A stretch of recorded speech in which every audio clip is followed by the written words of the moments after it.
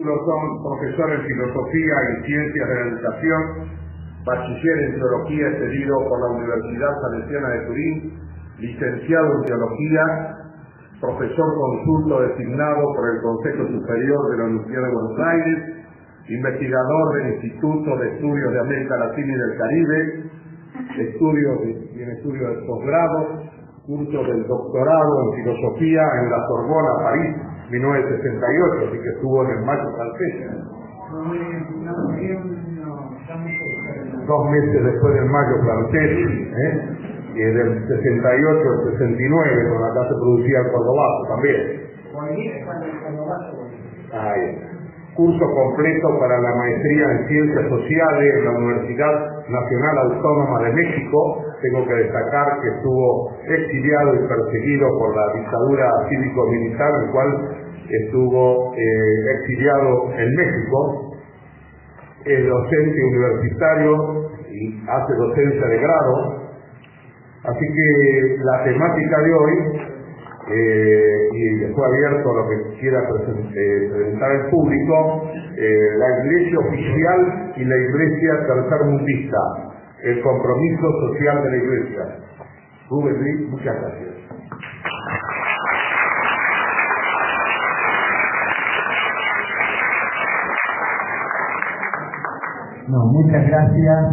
Muchas gracias por la presentación. Muchas gracias a todos ustedes por la invitación. Quiero decirles en primer lugar que es la primera vez que vengo a Chacabuco. Agradezco mucho esta invitación y quiero decirles también que tengo un poco de miedo. Veo que no me asalten, ¿no es cierto?, con tantas preguntas, pero pregunten lo que quieran, yo voy a responderte lo que pueda.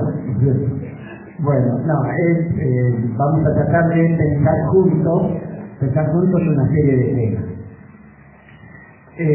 Y yo quiero, para poder analizar, aquí se dijo un poco el tema, lo habíamos consensuado, el tema, la iglesia oficial, la institución iglesia y la iglesia tercermundista. Yo me voy a remontar un poco, a los inicios, porque para poder entender realmente la práctica, la teoría y la práctica de la Iglesia, hay que entender un poco su historia, cómo se construyó. Y para eso tenemos que remontarnos más allá del surgimiento de la Iglesia. Tenemos que remontarnos sobre todo a la raíz que es Jesús de Nazaret. Porque hay una concepción, de hecho, no solamente muy difundida, sino que en nuestra cultura nos hemos formado con esta concepción. La concepción, digo, de que la Iglesia fue fundada por Jesús o por Jesucristo. Lo cual, dicho así, es una mentira histórica. O sea, Jesús no fundó ninguna iglesia. No pudo haber fundado la iglesia, tampoco porque pertenecía a otra cultura, a otro contexto, donde el tema de una iglesia no se le planteaba de ninguna manera. Pero todo lo que se construyó después como iglesia siempre refiere sus inicios a Jesús de Nazaret y pretende realmente que todo su proyecto y todo lo que hace, lo hace de acuerdo al ejemplo de Jesús de Nazaret, que se considera el fundador de la iglesia. Por lo tanto, en realidad, si bien Jesús no fundó la iglesia debe fundarse en Jesús. Digamos, son dos cosas distintas. Pero para eso, en primer lugar, tenemos que ver, quién es ese Jesús. Porque, también, en el catecismo que hemos aprendido y en general en las lecturas que hemos tenido, parece que Jesús fue un extraterrestre que en un determinado momento bajó desde arriba, ¿no es cierto?, se incorporó, no se sabe bien cómo, ¿no es cierto?, a un cuerpo, ¿no es cierto?, y estuvo acá en la tierra, pero en realidad sin pertenecer propiamente a la tierra. Cuando ahí se mezcla lo que pertenece a una fe, digamos así, y que se expresa mitológicamente con lo fáctico, con la realidad fáctica, ¿no es cierto?, que debe ser analizada con la razón, ¿no es cierto?, y con todos los instrumentos propios de una investigación. Y entonces sí nos vamos a encontrar con un personaje histórico, Jesús de Nazaret. Entonces de ahí podemos, si queremos hacer una lectura de fe, bueno, hagamos la lectura de fe, hagamos la teología, ¿no es cierto?, pero si queremos después estudiar el personaje histórico, tenemos que estudiar como estudiamos una historia. Ahora bien, me interesa de este personaje histórico para poder entender después todo el tema de la iglesia o de las iglesias, poder entender, bueno, qué pasó con este personaje, cuál fue su proyecto. Yo creo que aquí está lo fundamental. En primer lugar, el contexto. Principio de nuestra era. Si pongamos el año 0 o el año 1, en realidad él nace un poco antes, pero no, eso no importa, ¿no es cierto? La zona de la Palestina, donde estaba el pueblo de Israel o el pueblo hebreo, esa zona que se llamaba la Palestina desde el siglo XI, por la cuestión de los filistinos o de los filisteos, ¿no es cierto?, que le dieron nombre a esa zona, había sido incorporada al Imperio Romano. Entonces, en el año 63, de hecho, se incorporaba a esa República Romana todavía, pero ya era una república imperial. Desde ese momento se crea una crisis muy grande en las bases de la sociedad hebrea, que era campesina. Es decir, se crea una crisis muy grande en el campesinado, que comienzan a perder sus tierras. ¿Por qué? Porque ahora hay que pagar tributos, no solamente al sacerdocio, al templo, sino que hay que pagar tributo también a la autoridad romana, por ejemplo, al prefecto romano que está en la Judea, o a Herodes Antipas, el rey que está en la Galilea, dependiente todo de Roma, además para mantener a las tropas romanas y después todavía para mandar a Roma. Con eso, los tributos y todo pesaba sobre las espaldas campesinas fundamentalmente. Esto hizo que los campesinos comenzaran a perder sus tierras y entonces surgiese lo que surge cuando se producen ese tipo de crisis.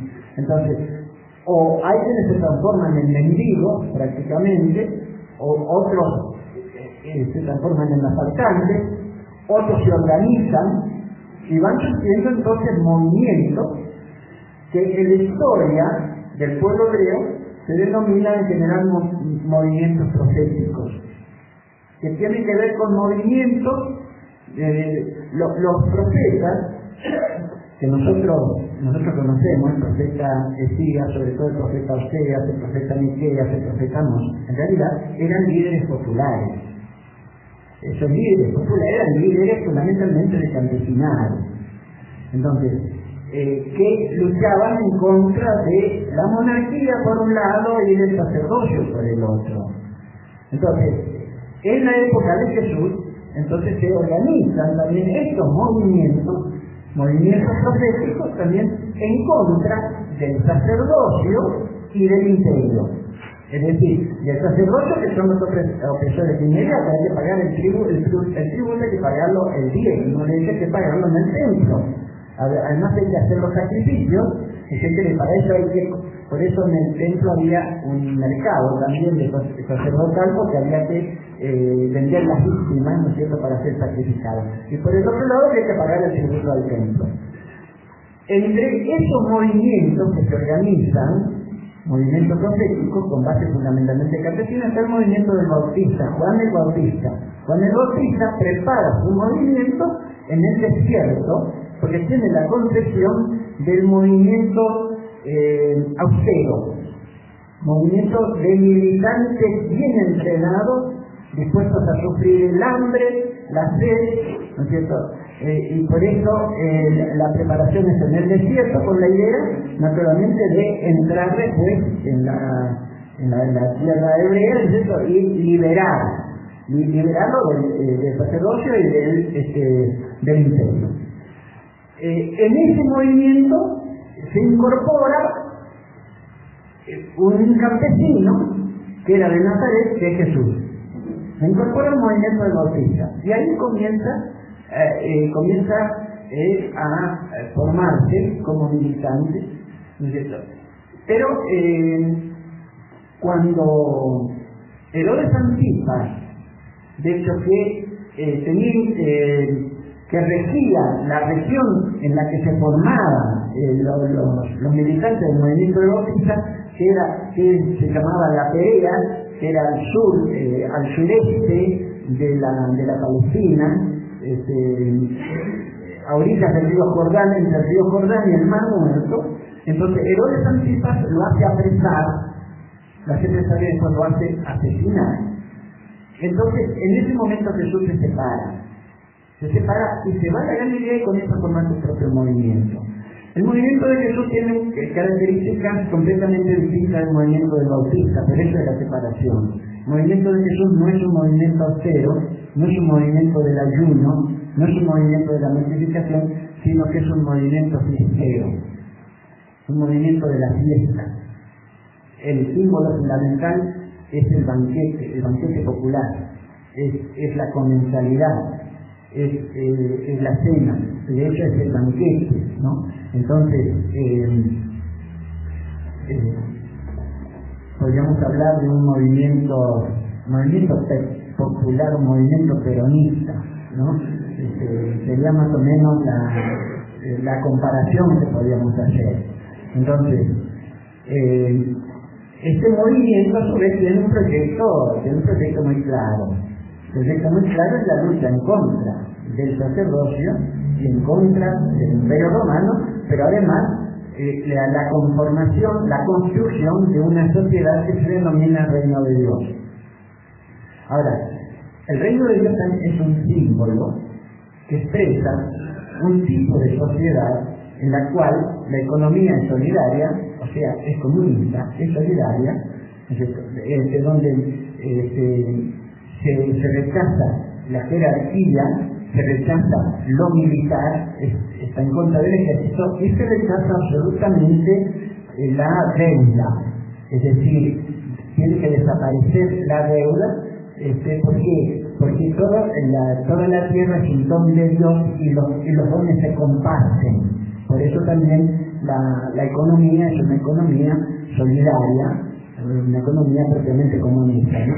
Bueno, ese tipo de proyecto no lo inventa Jesús. Ese tipo de proyecto se construyó en el 1200, más o menos, en esa tierra que se denominaba la tierra de Canaán, ¿no es cierto?, que después pasó a denominarse Palestina, unos siglos después, en el siglo XI. Entonces, con un grupo que se había liberado del Imperio Egipcio, lo que nosotros conocemos con el éxodo, eso que aparece ahora en la televisión, en los cines, etcétera, ¿no? Con un líder que es Moisés, un profeta, precisamente, etcétera. Pero que claro, se presenta como un pueblo que sale de Egipto. Y históricamente eso no es para nada cierto. Lo que sale de Egipto son una cantidad de esclavizados, grupos que logran escapar, porque naturalmente como un grupo se organizan con un determinado tipo de liderazgo. Es un grupo simplemente, que hace toda una trayectoria, etcétera, hasta introducirse en la tierra de Canaán, y ahí se encuentra con otro grupo que hace la misma experiencia con los reyes que había en Canaán, donde había determinados reyes que esclavizaban también a los campesinos, y los campesinos que se habían sublevado en contra de estos reyes formaban también bandas, o hacían pactos entre ellos. Y entonces este grupo que viene de Egipto, entonces propone un pacto central, y se hace el pacto central en la ciudad de Siquem. Eso está en el libro 24 del libro de los jueces, del libro de Josué, ¿no es cierto? Entonces, en ese pacto se conjuran entonces acercar como único rey al Dios de Moisés. Es decir, por lo tanto es el reino de Dios. Pero esto es completamente polémico. O sea, no se acepta la monarquía. ¿Por qué? Porque hay un rey que es Dios, ¿no? Y no hay templo. No está en el templo, no se lo encierra. ¿Dónde está? Está en el pueblo. O sea, está ahí se conforman entonces las tribus, ahí está Dios, ¿cierto? Entonces, es el proyecto, entonces es el símbolo de ese proyecto, ¿cierto? Que atraviesa la historia del pueblo griego con distintas vicisitudes, y llegamos a la época de Jesús, y Jesús entonces, que tiene memoria histórica, retoma precisamente ese símbolo para expresar cuál es su proyecto, cuál es el proyecto de sociedad, que no era simplemente rechazar al dominador, sino conformar una nueva sociedad, ¿no? Esta sociedad, a su vez, naturalmente, en esta sociedad hay un proyecto económico y hay un proyecto político, o mejor dicho, hay un proyecto político con una dimensión económica fundamental, que está narrada. La dimensión económica o el proyecto económico de esta sociedad está narrada en lo que se conoce con el nombre de la multiplicación de los panes. Que hay 2 multiplicaciones de los panes. Entonces, este lenguaje, el de la multiplicación de los panes, es simbólico, es mitológico.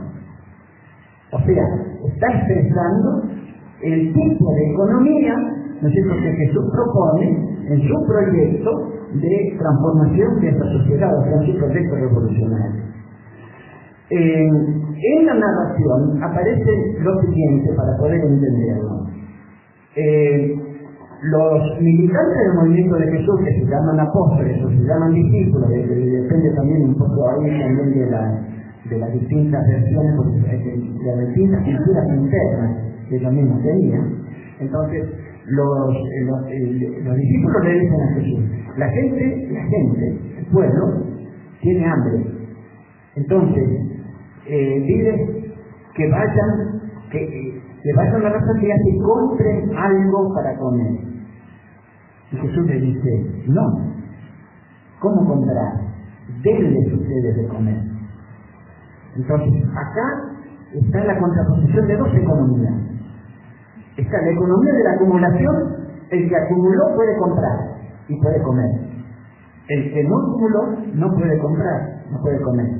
En cambio, denles ustedes significa repartan. Es decir, y sigue el diálogo, Jesús le dice: a ver, ¿qué es lo que hay? O sea, ¿qué es lo que hay para repartir? ¿Cuál es la respuesta? Hay 3 panes y 2 peces. O sea, hay poco, no alcanza. ¿Escucharon ustedes eso de que no alcanza? No alcanza, ¿cierto? ¿Qué te dice el neoliberalismo? ¿Qué te dice el menemismo? ¿Qué te dice Fragay? ¿Cierto? No alcanza. Esa es la visión de la acumulación, ¿cierto? Y Jesús dice entonces: bueno, a ver, comiencen a repartir. Él tiene otra visión, sí que alcanza y sobra. El problema es que aquí se ha acumulado, no se comparte. Hay que cambiar esto. Pero además se sigue diciendo lo siguiente: háganlo sentar en grupos de 50 y de 100. En realidad no dice grupos, sino que dice simposios. Simposio en el griego. ¿Cuál es la traducción de simposio? Banquete. O sea, estamos de fiesta. Estamos militando, estamos de fiesta. Por lo tanto, vamos a banquetear. Pero además el grupo de 50 y de 100, ¿por qué? Porque las milicias campesinas, precisamente de la Confederación Hebrea, o sea, del Reino de Dios, pero allá del 1200, estaban organizados en grupos de 10, de 50, de 100 y de 1000. O sea, organizados. Organizados, el grupo de 50 y el grupo de 100. Y entonces, bueno, hacen eso, se reparte, se comparte y sobra, comen todos hasta saciarse, ¿no? No es que ustedes están comiendo de lo que no les pertenece, como te dice Fragay, o te dice Mayor Genialidad, o te dice, ¿no es cierto?, ustedes han estado gozando de cosas que no les pertenecen. No, ahí comen hasta saciarse, porque ese es el proyecto. El proyecto es que todos van a comer hasta saciarse, ¿no? Entonces, y sobran 12 canastas, 12 es un número simbólico, como era los 12 apóstoles, también es un número completamente simbólico, es el simbolismo del proyecto. Bueno, Ahora, fíjense ustedes, estamos hablando de un proyecto concreto, estamos hablando de un proyecto religioso político, si ustedes quieren, que es un proyecto político, pero naturalmente es un proyecto religioso, o sea, ahí, pero Dios ¿dónde está? Dios está ahí, Dios está donde se comparte, no está en un templo, más aún, va a haber el enfrentamiento con el templo después. Y después, naturalmente que esto significa organizarse, significa construir también el poder. Y aquí Jesús tiene una concepción de poder. Cuando irrumpe con una multitud, es decir, en la pueblada con la cual Jesús entra a Jerusalén, ¿no? Entonces, en esa poblada es cuando se entra en el templo, y se entra en el templo, se produce, ¿no es cierto?, que Jesús entra en los mercaderes del templo. Ahí en realidad, ¿quiénes produjeron esa poblada? La poblada se produce en Pascua. Jerusalén tendría entre 30 y 50.000 habitantes, y para Pascua llegaba a tener hasta 180.000. De manera que no había manera de contener a tanta gente. Y además, había una multitud de campesinos que llegaban, y llegaban también judíos de la diáspora, ¿no? Y sobre todo los campesinos tenían una sensación ambivalente en esta entrada, porque por una parte iban a hacer el rito pascual, para cual necesitaban a su vez comprar y por lo tanto, digamos, entregar el dinero a los sacerdotes. Y por otra parte, ahí en el templo estaban las actas de sus deudas. De manera que por una parte estaban con la bronca del templo y por otra parte estaban haciendo también ese acto religioso, ¿no? Y naturalmente que esta bronca es la que también expresa Jesús en aquel momento, ¿no es cierto?, cuando entran los mercaderes del templo, pero después, sintetizo, ¿no es cierto?, Jesús sintetiza el templo con una vid que no da frutos, ¿no? Es decir, que no da frutos y por lo tanto la maldice y la vid se seca, ¿no es cierto?, porque no da frutos, ¿no? Es el templo el que no da frutos, ¿no? Entonces, ¿por qué? Porque en este proyecto ya no hay templo, no hay, por lo tanto, no está el Dios de la dominación, porque Dios está en el pueblo, que está en el mismo proyecto, ¿no es cierto?, que significa la construcción de esa nueva sociedad.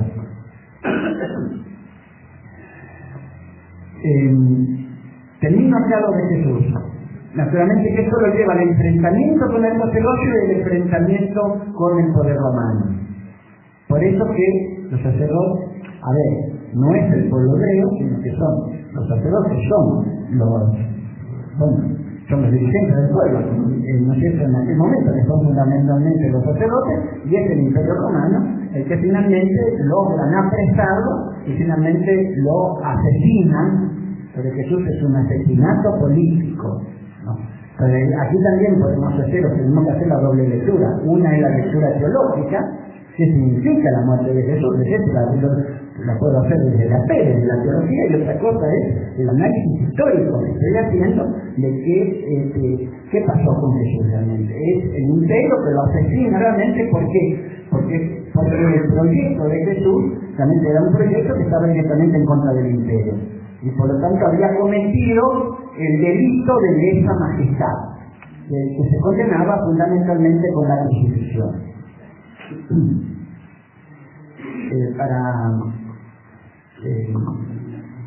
abundar un poquito en esto, dar otro dato que para mí me es muy impresionante, porque lo he descubierto no hace mucho tiempo, ¿no? Resulta que cuando muere Herodes el Grande fue el rey de toda la zona, la zona de la Palestina y aledaños, sometido al Imperio Romano desde el año 37 hasta el año 4 antes de Cristo. Cuando muere Herodes el Grande hay una sublevación campesina, y un epicentro de esta sublevación fue la ciudad de Séforis. que pues estaba a unos 7 kilómetros de Nazaret.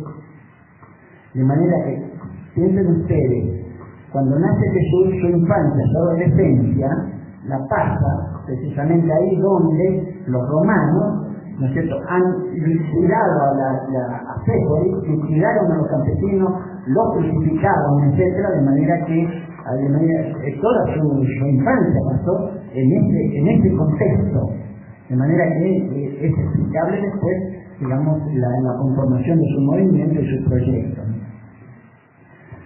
Bien, a Jesús lo asesinan, el movimiento se dispersa. Nosotros sabemos qué significa eso, sabemos qué significa. Parece que a partir de ese momento el movimiento debe unificarse y es al revés, se fracciona, ¿no es cierto? Muchos traicionan, dejan de militar, ¿no es cierto? Se acabó, ¿no es cierto? Hay una gran desazón, ¿no es cierto? La gente se ha venido abajo, etc. Pero después hay un proceso de recuperación. Podemos pensar nosotros, si el asesinato de Jesús se produce en el año 30, podemos pensar que en el 40, más o menos, unos 10 años después, 40, 45, ya hay grupos que se reúnen nuevamente.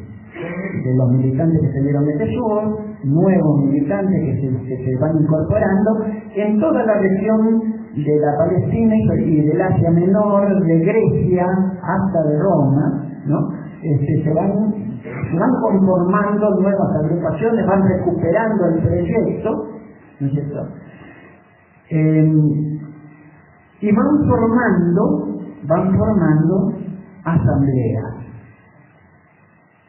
que en griego se dice eclesia, es decir, iglesia.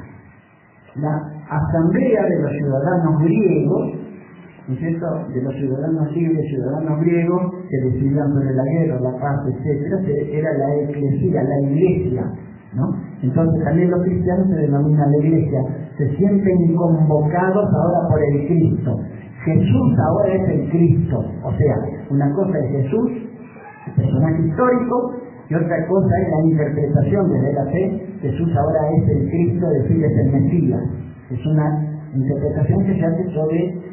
Y se sienten convocados entonces por el Cristo, y naturalmente convocados en contra del imperio, digamos, convocados para retomar el proyecto en un contexto diferente. Ya no es el contexto de la historia de un pueblo, como era el pueblo hebreo, sino que ahora el contexto son una cantidad de ciudades desparramadas del Imperio Romano, ¿no es cierto? Y por lo tanto el enemigo fundamental es el imperio, y entonces naturalmente el imperio representado por distintas autoridades, etcétera, o burocracias que existían en las distintas ciudades.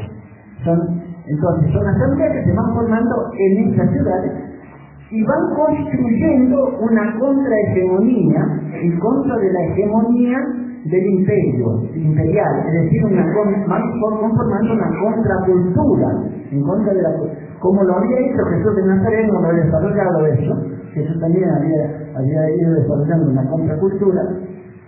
Y entonces tenemos la creación o la transformación, la resignificación de determinados símbolos, de determinados conceptos, etcétera, que ya pasaron a ser parte también de nuestra cultura, pero transformados completamente, reinterpretados ideológicamente. Por ejemplo, ahí aparece el símbolo de la filiación divina, el Hijo de Dios.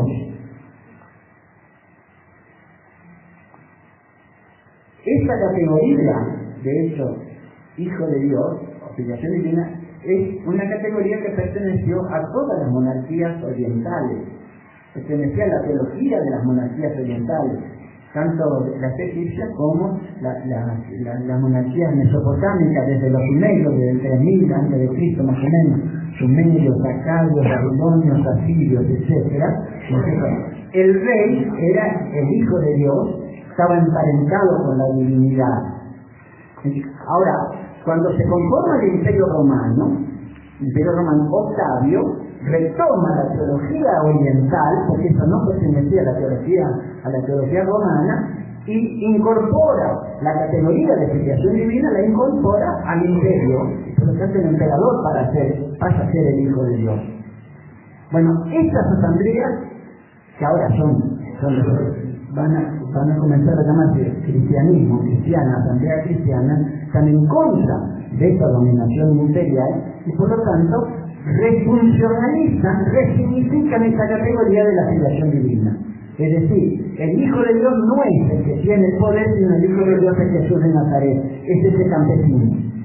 Y esa filiación divina, a su vez, de ese campesino pasa a todos aquellos, a todos los militantes de ese movimiento, es decir, pasa a los cristianos, que pasan a ser los hijos de Dios.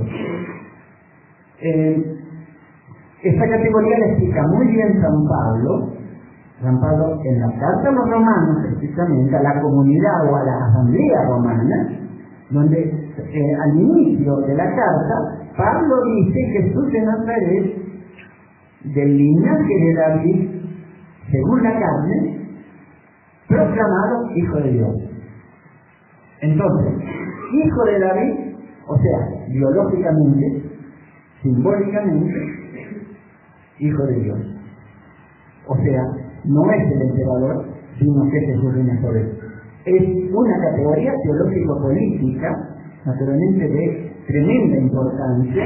¿Por qué? Porque se legitima precisamente el poder del emperador, que pretendía estimarse religiosamente. Es fundamental porque después el negocio que va a hacer el cristianismo con el Imperio Romano fue precisamente la legitimación del poder del Imperio Romano a través de la religión. Y precisamente eso fue lo que se cuestionaba radicalmente a partir de la categoría de la filiación divina. Podríamos seguir, me interesaba sobre todo esta categoría en esta conformación de la contracultura o de la contrahegemonía que van formando estas asambleas cristianas y se va extendiendo por las bases del imperio. De tal manera que en un momento, por allá por el siglo II, ya han llegado a las raíces del imperio, digamos, en gran parte del imperio, y naturalmente el poder imperial comienza a asustarse. Y viene, por lo tanto, la represión. La represión se conoce con el nombre de persecución. En realidad eran persecuciones, pero era el tipo de represión.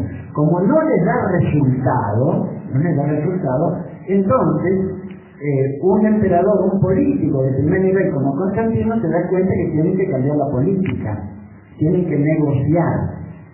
Y es ahí cuando entonces negocian con los poderes que se fueron originando en un proceso también de transformación contradictorio de esas primeras asambleas, vamos desde el siglo I al siglo IV, entonces negocian con los quienes tenían el poder en esa asamblea, que ya se llamaban obispos, entonces, y esto culmina, Constantino lo culmina con un edicto, un célebre edicto, el edicto de Milán, del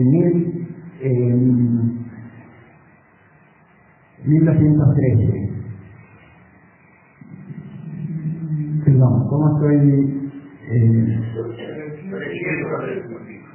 312. Siglo IV, 312. Me iba yo allá a las primeras asambleas, ¿no? Entonces, en el 312, este edicto, de hecho, lo que hace es proclamar la libertad de culto.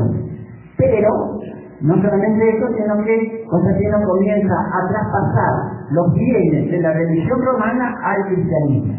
Y de ahí la basílica que nosotros vemos, por ejemplo, San Pedro, la basílica de Letrán, la María la Mayor, etc., eran basílicas, quiere decir edificios reales, ¿no es cierto? Pasaron del imperio de Constantino, pasaron a la iglesia. ¿No? Bien, ahora bien, como había muchas luchas internas a su vez en ese momento en el cristianismo, entonces el emperador necesitaba que se limasen esas contradicciones para tener una legitimación fuerte. Y por eso comienza a convocar los concilios. Se convoca el primer concilio, el concilio de Nicea, en el 625, en el cual se comienza a establecer cuál es la dogmática, o sea, cuál es la cosmovisión propia de la Iglesia Católica, ¿no es cierto?, que va a legitimar ahora al imperio. Y un poco más tarde, en el 380, siempre del siglo IV, ya otro emperador también muy inteligente, Teodosio, ¿no es cierto?, ya proclama directamente al catolicismo como la religión oficial del Imperio Romano. Y ahí ya culmina este proceso. ¿No es cierto? Podríamos ver otros hechos importantes, pero ahí culmina el proceso. Entonces el catolicismo ya legitima directamente al imperio, y entonces aparecen los dos poderes que van a atravesar toda la historia de Occidente: el poder religioso y el poder político, ¿no? Y que va a llegar también a América, y que hoy nosotros, si hablamos precisamente de la Iglesia y hablamos en la Constitución, ¿no es cierto?, que el Estado sostiene el culto apostólico romano, eso viene del siglo IV al siglo V, viene desde allá, de esa construcción. Entonces, ahí se construye entonces esta iglesia jerárquica, una iglesia de poder, realmente, que construye poder en una relación siempre dialéctica con el otro poder, con el poder político-económico, ¿no? Entonces, que atraviesa toda la historia del Occidente. Acá ya nosotros podemos hacer una especie de tipología, ¿no es cierto?, de dos tipos de iglesias. Una es la iglesia de las primeras comunidades, de las primeras asambleas, es una iglesia horizontal, o sea, son asambleas horizontales, ¿no es cierto?, donde no existen jerarquías, donde existen determinadas funciones. Esas funciones se denominan carismas, ¿no?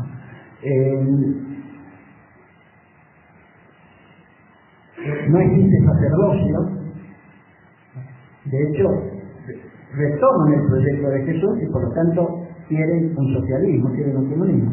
De hecho, los marxistas inteligentes, digamos, de la primera hora, eso lo han entendido, y por eso, por ejemplo, basta leer Kautsky, por ejemplo, el estudio que hace sobre el cristianismo primitivo y muestra la semejanza que había entre los primeros grupos cristianos y la primera internacional. Basta leer Rosa Luxemburgo, el socialismo y las iglesias, leer también incluso a Engels, el estudio que hace sobre el Apocalipsis, ¿no es cierto? Entendió esto, ¿no? Entonces hay una manera, por lo tanto, de ser iglesia que es asamblearia, ¿no es cierto?, que es asamblearia, y por otra parte siempre tiene el proyecto de una nueva sociedad, pero no construida por cristianos, sino la nueva sociedad que se construye socialmente en los ámbitos donde están enclavados. Y después está la otra manera de ser iglesia, que es la iglesia, que es la institución. La institución iglesia es una institución de poder. Por lo tanto, como institución de poder se construye como se construye el poder como poder de dominación. Por lo tanto, cuando algo se construye como poder de dominación, siempre en la construcción se encuentra el crimen y la mentira. Por lo tanto, la iglesia se construye en gran parte con crimen y mentira. Por eso también la construcción incluso del socialismo soviético, el comunismo, también se construyó en gran parte sobre crimen y mentira. Y eso hace que se socave completamente la base de este tipo de construcción. ¿Por qué? Porque un socialismo no se puede construir de esa manera. El capitalismo sí se construye de esa manera, pero el socialismo no. El socialismo, la única manera para que se autolegitime y tenga fuerza, precisamente, debe ser absolutamente en contra del crimen y la mentira, porque es una construcción solidaria, es una construcción con valores fundamentales, ¿no es cierto?, creo que el Che Guevara decía algo parecido, ¿no es cierto? Un socialismo sin ética, ¿para qué lo quiero? ¿No es cierto? ¿Para qué lo quiero? Eso no tiene permanencia, ¿no es cierto? Naturalmente las bases están carcomidas. Por lo tanto, bueno, esta es una manera de ser iglesia, y la otra manera es la iglesia institución. La iglesia institución es completamente jerárquica, y además siempre ha negociado con los poderes, con los grandes poderes. Eso está propiamente en su esencia, está en su constitución, ¿no? Ahora bien, después de esto, dicho así, digamos, quedamos fuera de lo que son las contradicciones. En esta institución también hay una cantidad de contradicciones y contradicciones muy fuertes, y por eso depende de los momentos históricos. En estos momentos históricos hay grandes desprendimientos de lo que son la iglesia e institución, como pasó acá, por ejemplo en la década del 60 y del 70, cuando surge lo que se conoció con el nombre de iglesia tercermundista o cura para el tercer mundo, etcétera, diciendo que se desprenden de lo que es propiamente la institución. ¿Por qué? Porque recuperan ese proyecto de Jesús de Nazaret, ese proyecto de las primeras asambleas cristianas, ¿no es cierto? Lo recuperan y por lo tanto viven con el proyecto social, político, etcétera, de transformación completa de la sociedad, que es el socialismo, ¿no es cierto? O la construcción de una sociedad completamente liberada. Digamos, eso atraviesa un poco toda la historia del cristianismo.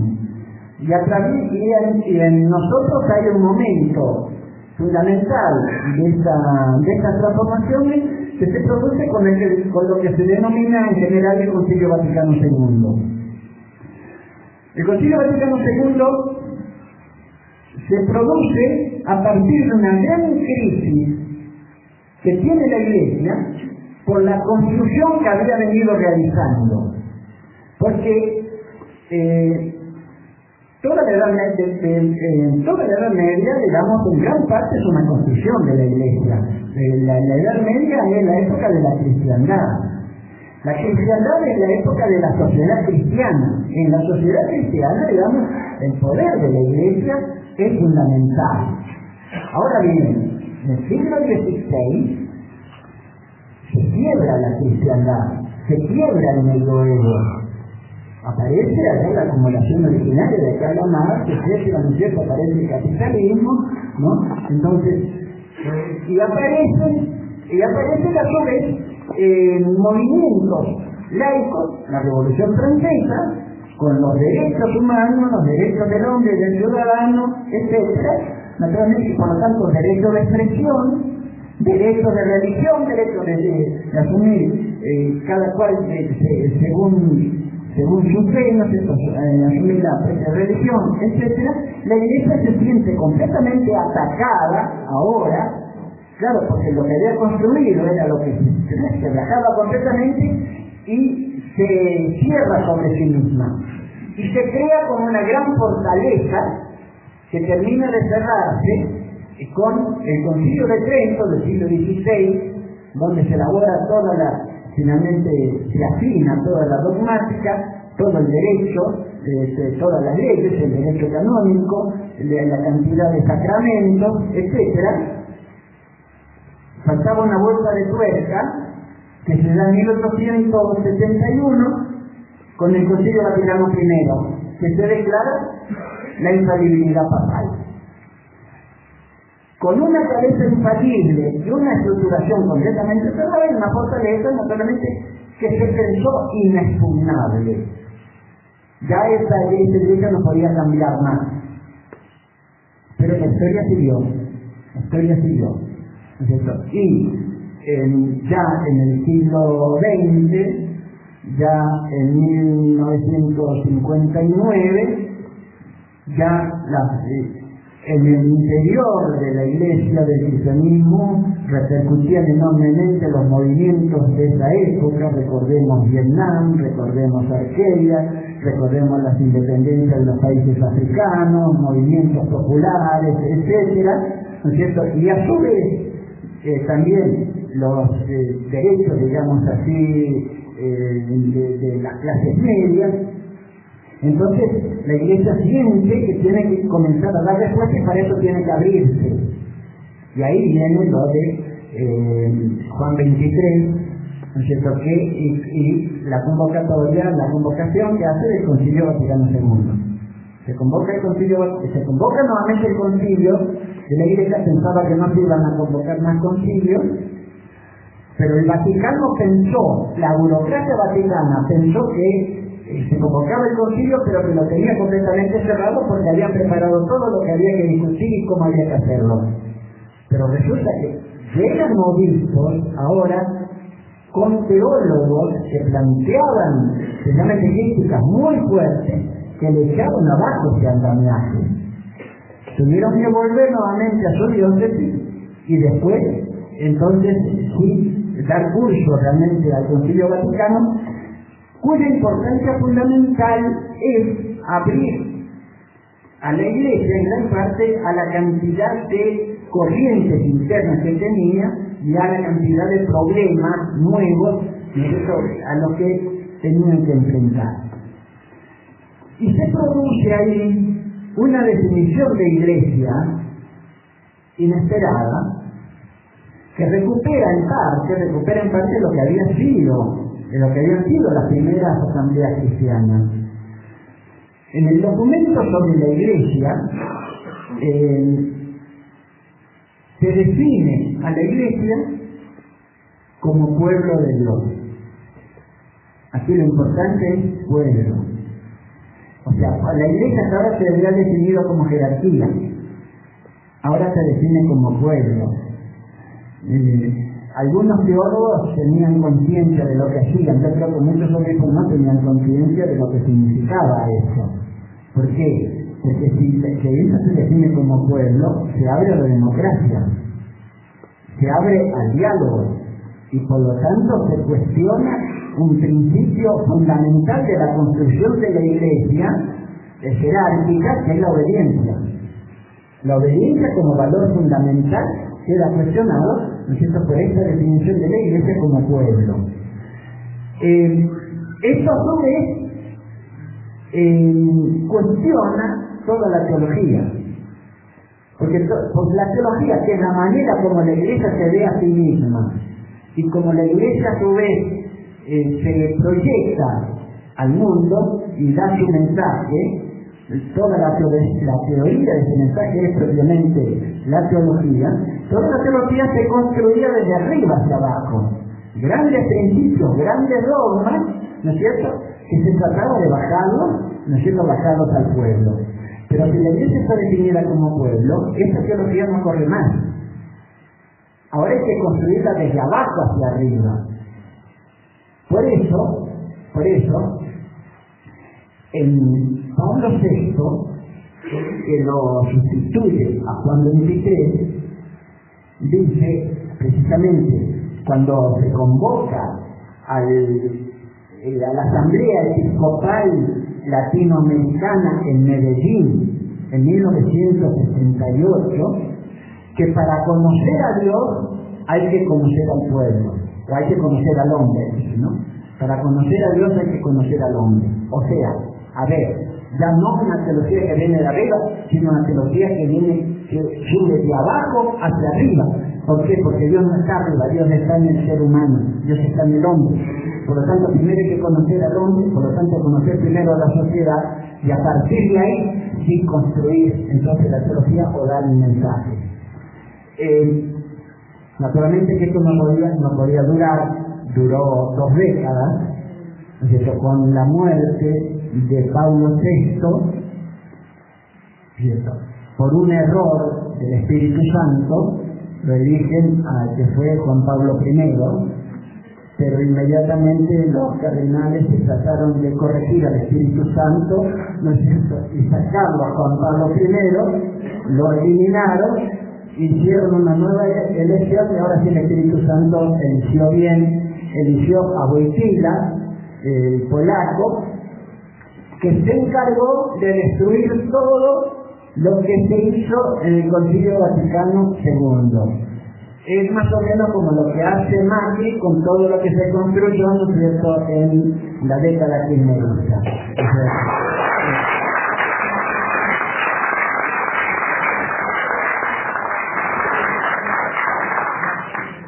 se volvió, y además lo expresó, Wojtyła lo expresó con claridad: para conocer al hombre hay que conocer a Dios.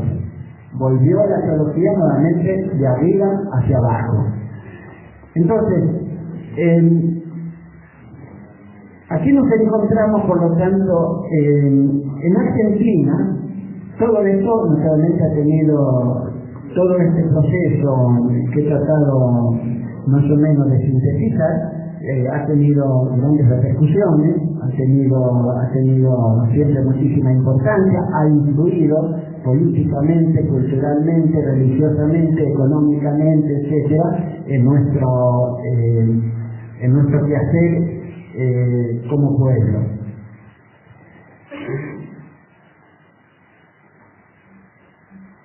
Pero la institución iglesia, la institución jerárquica, siempre negoció con el poder, estuvo con el poder, ¿no es cierto? Y cuando llegó la dictadura militar, de hecho, legitimó la dictadura militar. Es decir, nuevamente retoma una teología que legitima al poder, y en este caso a un poder genocida. Y ahí es cuando se parte la iglesia y aparece lo que se va a conocer con el nombre en general de iglesia tercermundista. En general no nos llamábamos así, sino que éramos sacerdotes para el tercer mundo, pero después eso se llamó en general iglesia tercermundista, donde no eran simplemente solo sacerdotes, sino laicos, mujeres, etcétera, religiosas también, que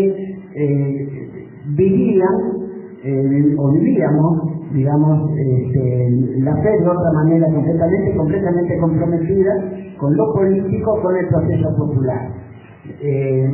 Hay una recuperación de las raíces de liberación que se encuentran tanto en la primera construcción hebrea, en el movimiento de Jesús de Nazaret, en las primeras comunidades cristianas, etcétera. Se recupera nuevamente esa tradición, ¿no es cierto? Y hay otra manera, por lo tanto, de vivir el cristianismo, y por lo tanto otra manera de vivir como iglesia. Para que se entienda un poco lo que se entiende por estas dos maneras de iglesia, entendemos, quienes participamos de esto, es cierto, que ahí donde estamos reunidos, ¿no es cierto?, ahí está la iglesia. Que es un poco lo que una expresión que expresa a esos primerísimos grupos cristianos, ¿no?, que ponen en boca de Jesús esta expresión: ahí donde dos o más estén reunidos en mi nombre, ahí estoy yo. O sea, donde dos o más estén reunidos, ahí está la iglesia. Por lo tanto, la iglesia no es el templo, no es la institución, ¿no es cierto?, que es esa manera de vivir la fe, ¿no es cierto?, con un compromiso humano, cristiano, político, económico, etc., ¿no? Entonces, esta es una manera, y de otra manera es lo institucional. Ahora, esta separación tan tajante que hago, naturalmente, es una construcción teórica, conceptual. Después, en la práctica, sabemos que las realidades son muchísimo más complejas. Es decir, hay muchos curas que pertenecen a la institución, etcétera, que están trabajando con los sectores populares y que van a estar siempre con los intereses de los sectores populares, incluso enfrentados, cuando es necesario, incluso a sus propias jerarquías. Es decir, hay que verlo después cómo funciona todo esto en la realidad. Pero lo que sí a mí me preocupa es abrir el espacio para que cada cual pueda ubicarse donde quiera ubicarse, pero que sepa que hay espacios. Para hacerlo con un ejemplo claro. Yo recuerdo muy bien a una compañera mía, ¿no?, militante, cristiana, ¿cierto?, que me confesaba: mirá, me decía, me ha costado tanto hacerme atea, porque era un trabajo hacerse atea para poder ser revolucionaria. Bueno, esto es una barbaridad, ¿no es cierto?, que cada cual, de acuerdo a su propia historia, ubica su lugar, ¿no es cierto?, y se construye de una determinada manera, ¿no es cierto? Entonces, Por eso la necesidad de abrir espacio, de la complejidad, ¿no es cierto?, de cómo se desarrollan las contradicciones. A ver, a mí nada, la utopía del socialismo, yo la tengo metida adentro y no me la quiero sacar ni me la puedo sacar.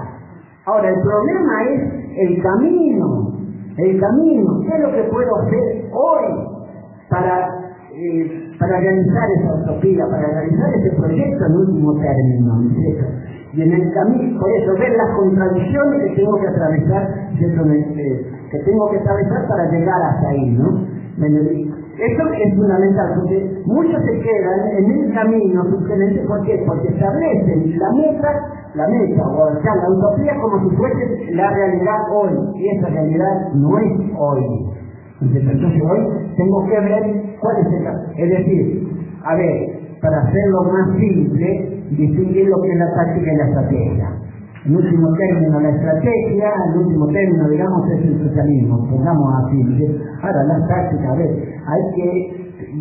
tenemos que seguir en el peronismo de esta manera o no tenemos que salir. Ahora, a ver, los del movimiento Inca salieron, me hicieron bien, a ver, ¿cómo la están jugando? ¿La están jugando bien? ¿La están jugando mal? Eso es lo que yo tengo que ver en el camino, ¿no?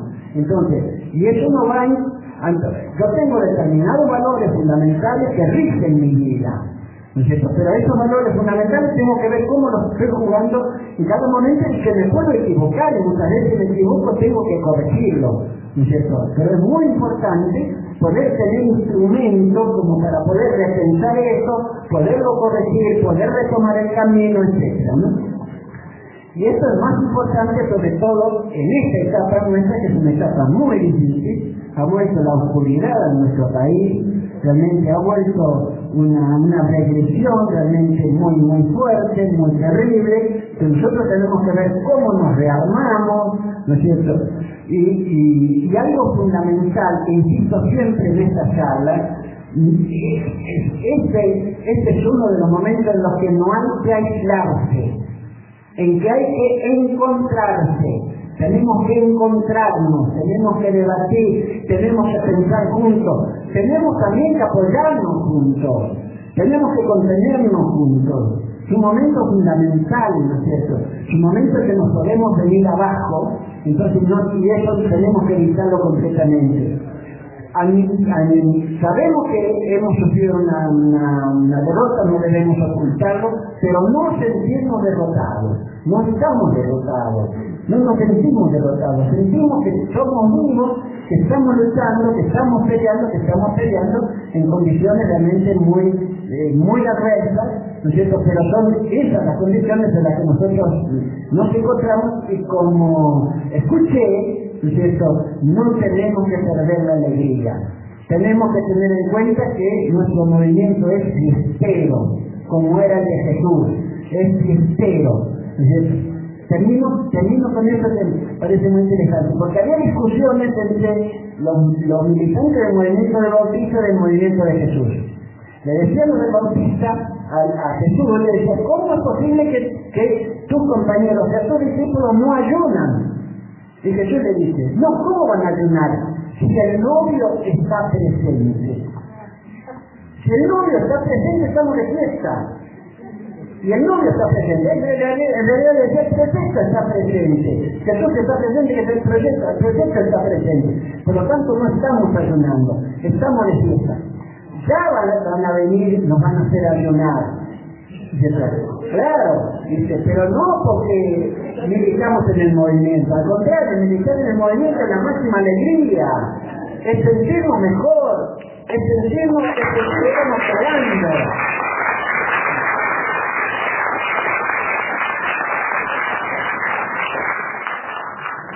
Entonces, esto es muy importante, realmente, y además sabemos, ya decía Celinera, son oleadas que van y oleadas que vienen, ¿no?